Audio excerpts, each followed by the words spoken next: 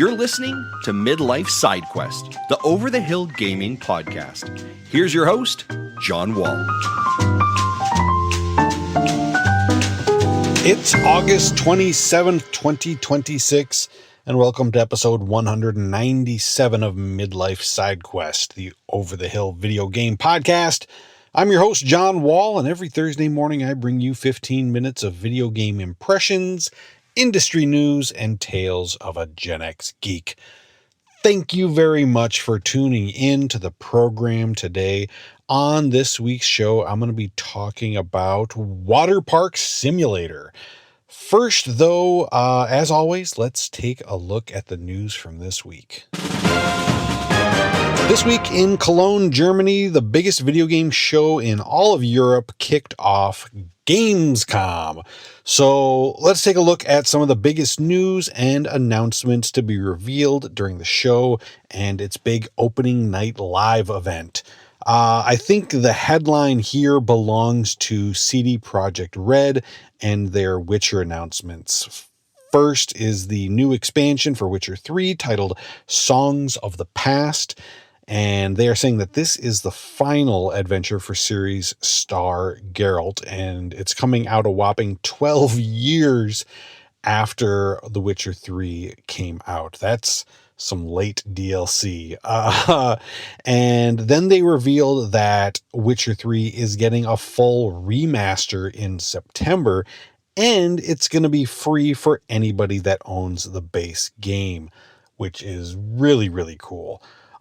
With those two projects and Witcher 4 set for 2028, I think we are going to have tons of monster hunting action for the next couple of years. We also got new trailers for two highly anticipated games, Final Fantasy VII Revelation, which is going to wrap up the remake trilogy with a bang and comes out in the spring, and Gears of War E-Day, which takes that series back to its origins and is coming out in October. Both of these trailers looked fantastic. Ubisoft's popular Rainbow Six series is getting the turn-based strategy treatment with Rainbow Six Tactics. That game is also coming out next year, and I am fairly intrigued about that direction for the series. We got a better look at Stage Tour, which is a spiritual successor to Rock Band with a very Guitar Hero-like style. It's going to have dedicated hardware, plastic guitars and drums and all that. And it's got a soundtrack featuring Metallica, the Rolling Stones, Muse, and a lot more. I am very interested to see if they can successfully revive the plastic instrument genre. That might be a tall order, but it looks like a decent start.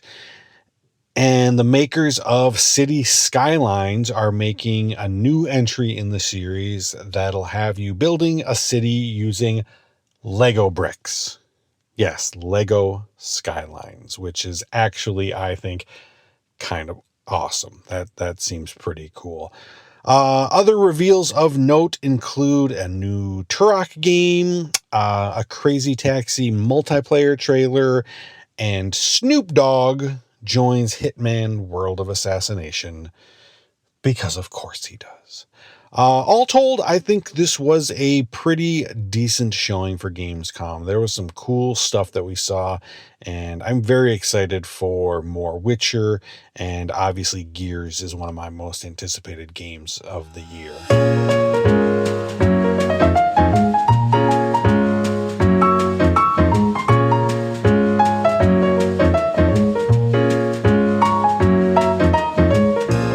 One of my daughter's favorite streamers is Queso, and I actually enjoy watching him too with her because he's a funny guy and he doesn't seem to be problematic in any sort of way, which you never know with streamers these days.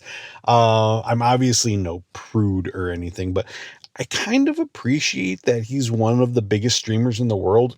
And he doesn't cuss on his streams, and he blurs out, bad language or nudity if it's in the game that he's playing. It's it's just kind of a nice change of pace, instead of everyone else who's always trying to be so edgy. And I like seeing some of the types of games that he plays, which are oftentimes ones that I haven't checked out or maybe even heard of before. Games like Buckshot Roulette, Mecha Chameleon, and Waterpark Simulator. So Queso started streaming Waterpark Simulator last year when it was still in early access, and it just recently had its 1.0 and console release. So I thought some time at the pool would be a fun way to wrap up the summer. So it plays fairly similarly to other games in the workplace sim genre, I guess you call it.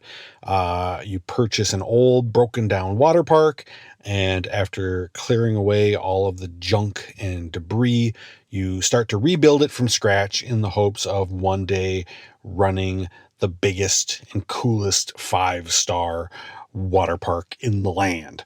But it takes a lot of work to get there. You will start off with just a small basic swimming pool with a diving board. And in the beginning, you will be a one-person organization. You've got to sell the tickets yourself, you clean the pools, and you fix the busted toilets. Every action that you do in the game will earn you experience points. And for every 100 experience points that you get, you will receive one research point. And this is where the bulk of your upgrades will come from. At your work desk, you'll find 3 upgrade trees where you'll spend those points to unlock everything from new pools and slides to being faster and more efficient at cleaning and repairing things to fun gadgets and toys like a super soaker to blast visitors with or a taser gun to deal with any unruly guests. And there are other quests that you can do to unlock things. You'll always kind of have a main objective, which is what ups your star level in the game.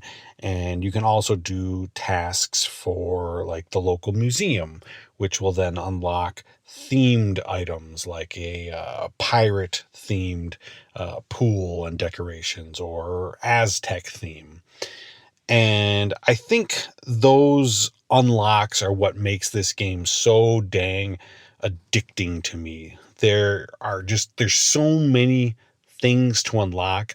There's probably, if you count, physical items like decorations and pools and the upgrades and the perks, there's probably a couple of hundred things to unlock.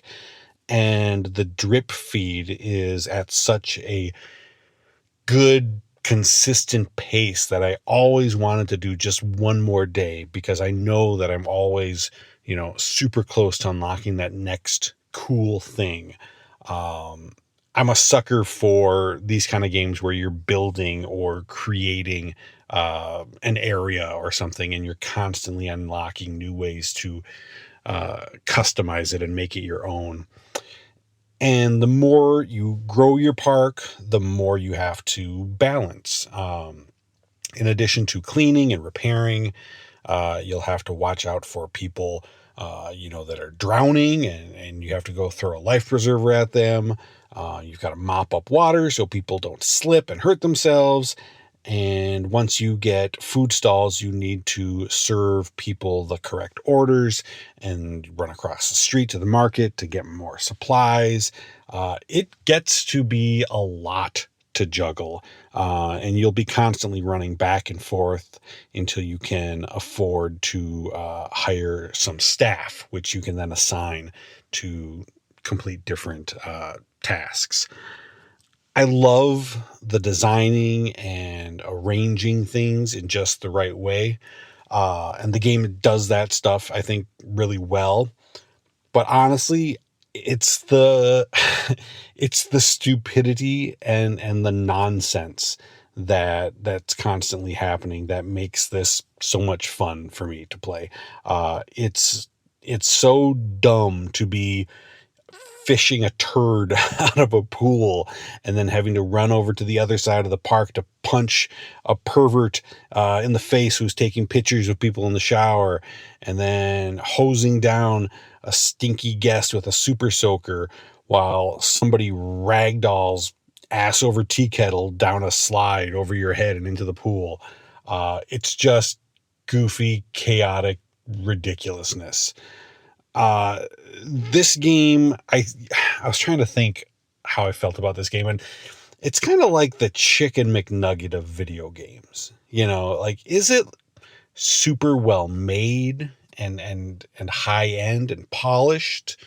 Like, no, not really, but I still kind of love it for what it is. It's janky, silly, and dumb. But it's a bunch of fun, and I've been playing it basically every night, and I've put in dozens of hours at this point. Also, Queso can just randomly appear at your water park and come stomping in like Godzilla and steal all your hot dogs. I mean, come on.